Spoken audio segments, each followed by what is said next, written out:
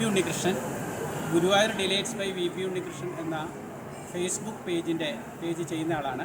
ഒരു സുപ്രധാന അറിയിപ്പ് എന്ന് പറയുന്നതിന് വേണ്ടിയിട്ടാണ് ഈ ബ്ലോഗ് ചെയ്യുന്നത്.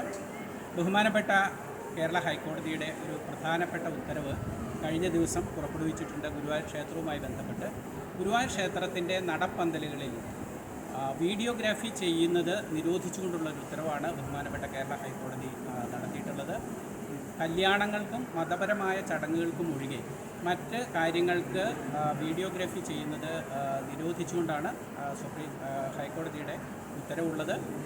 വ്ളോഗ് എടുക്കുന്നത് അല്ലെങ്കിൽ ക്ഷേത്രത്തിൻ്റെ മുന്നിൽ നിന്ന് ക്ഷേത്രത്തിനകത്തെ വിഷ്വൽസ് എടുക്കുന്നത്, ക്ഷേത്രം കിഴക്കേ നടയിലെ വിഷ്വൽസ് എടുക്കുന്നത്, പിന്നെ സെലിബ്രിറ്റികളുടെ കൂടെ നടന്നിട്ട് വ്ളോഗർമാർ വ്ളോഗ് ചെയ്യുന്നത്, ഇത്തരം സംഗതികളെല്ലാം നിരോധിച്ചുകൊണ്ടാണ് ഹൈക്കോടതിയുടെ ഉത്തരവ് വന്നിട്ടുള്ളത്.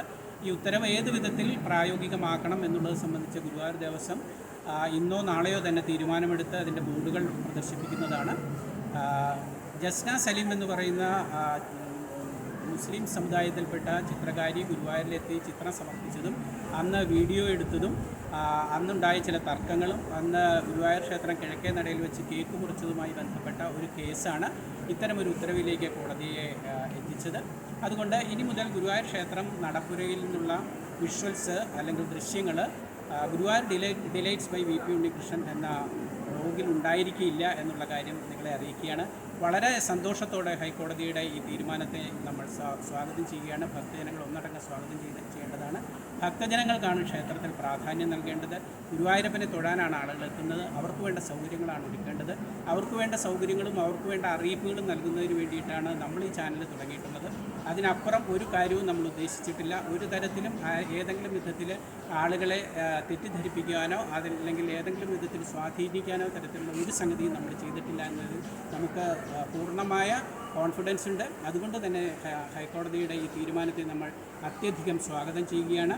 ഇനി മുതൽ ഗുരുവായൂർ ക്ഷേത്രവുമായി ബന്ധപ്പെട്ടിട്ടുള്ള പ്രധാനപ്പെട്ട വാർത്തകൾ, പ്രധാനപ്പെട്ട അറിയിപ്പുകൾ, ഗുരുവായൂർ ക്ഷേത്രത്തിൻ്റെ ചരിത്രങ്ങൾ, മറ്റ് സംഗതികൾ നമ്മൾ കൃത്യമായ വിവരങ്ങൾ നിങ്ങളെ അറിയിക്കുന്നതാണ്. അത് വിഷ്വൽസ് ഗുരുവായൂർ ക്ഷേത്ര പരിസരത്തെ വിഷ്വൽസ് ഒഴിവാക്കിക്കൊണ്ട് നമ്മളത് ചെയ്യും.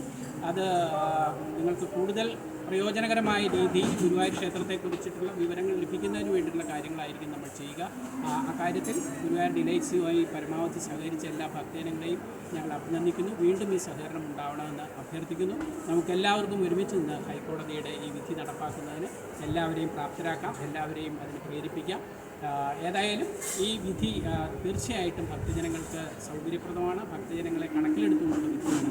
ആ വിധിയോടൊപ്പം നിൽക്കുകയാണ് ഗുരുവായൂർ ഡിലൈറ്റ്സ്.